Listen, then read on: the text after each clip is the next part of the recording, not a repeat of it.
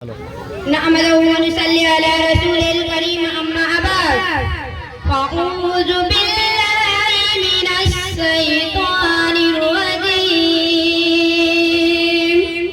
बिस्मिल्लाहिर रहमानिर रहीम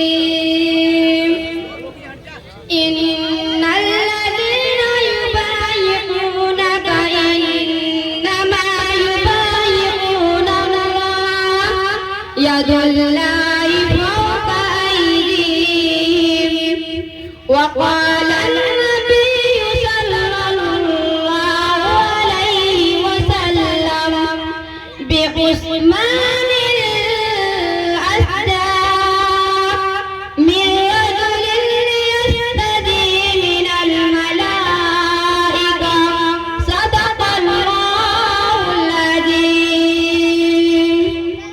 सदने मोहतरम और मेरी अजीज साथियों, आज की इस बाबरकत महफिल में सैयदना हजरत उस्मान गनी रज़ी अल्लाह अन्हु के मुख्तसर सीरत और शहादत के मुताल्लिक रोशनी डालना चाहती हूँ।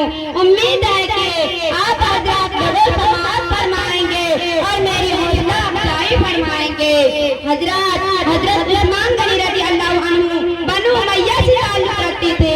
उनकी उम्र 34 साल थी कि मक्का में तो ईद की आवाज बुलंद हुई। मक्का वालों के लिए ये आवाज बड़ी नामानूस थी।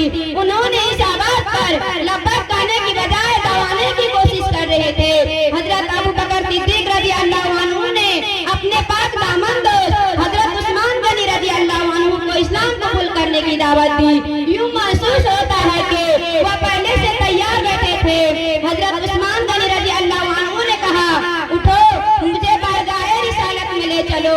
अभी दोनों दोस्त इरादा ही कर रहे थे कि सरकारे दो आलम सल्लल्लाहु अलैहि वसल्लम खुद तशरीफ ले आए और आप सल्लल्लाहु अलैहि वसल्लम ने फरमाया, उस्मान, खुदा की जन्नत कबूल कर लो, मैं तुम्हारे और तमाम मखलूक के हिदायत के लिए भेजा गया हूँ।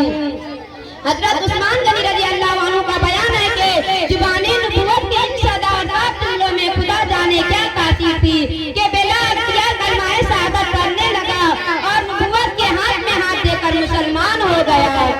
अजीज साथियों, यह वह दौर था इस्लाम कबूल करने वालों पर जिंदगी तंग कर दी जाती थी। हजरत उस्मान गनी रज़ी अल्लाह अन्हु के साथ भी यह सब कुछ किया गया। किसी गैर ने नहीं, खुद सगे चाचा हाकिम ने किया, बांध कर मारा और कुछ कसर न छोड़ी। दूसरे रिश्तेदारों ने मुंह मोड़ लिया, लेकिन जो जामे हिदायत सा की एक कोसर के हाथ भी चुके थे, उसका नशा न उतरा।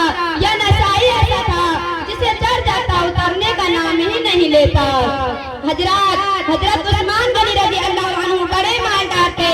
आपके दौलत ने इस्लाम को और मुसलमानों को कदम कदम पर फायदा पहुंचाया।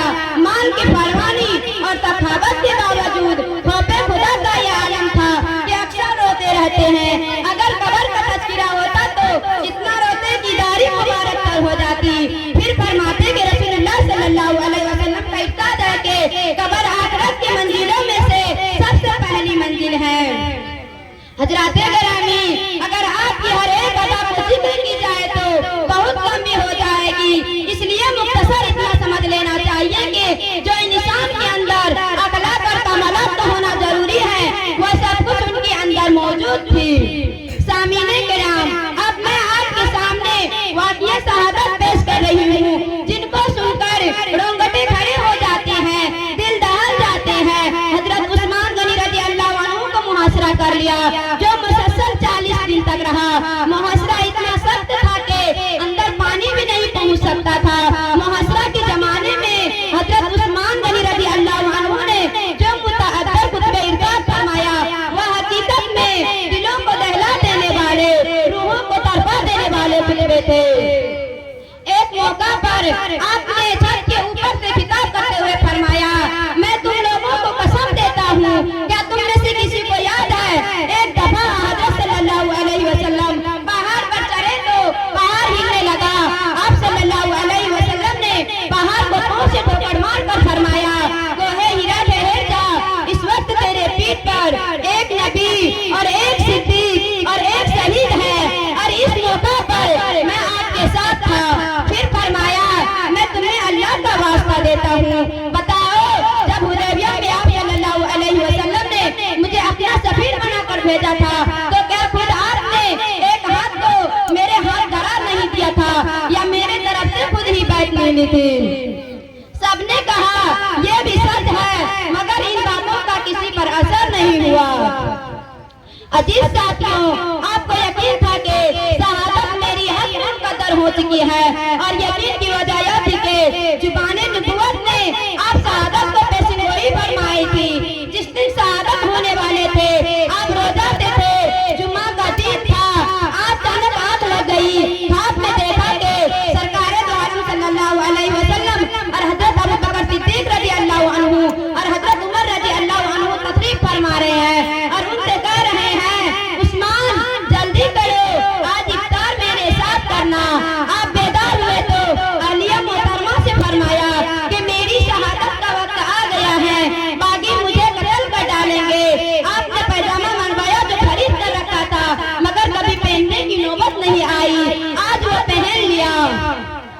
आपने 20 गुलाम आजाद किए और अल्लाह का कलाम रात भर पढ़ते थे।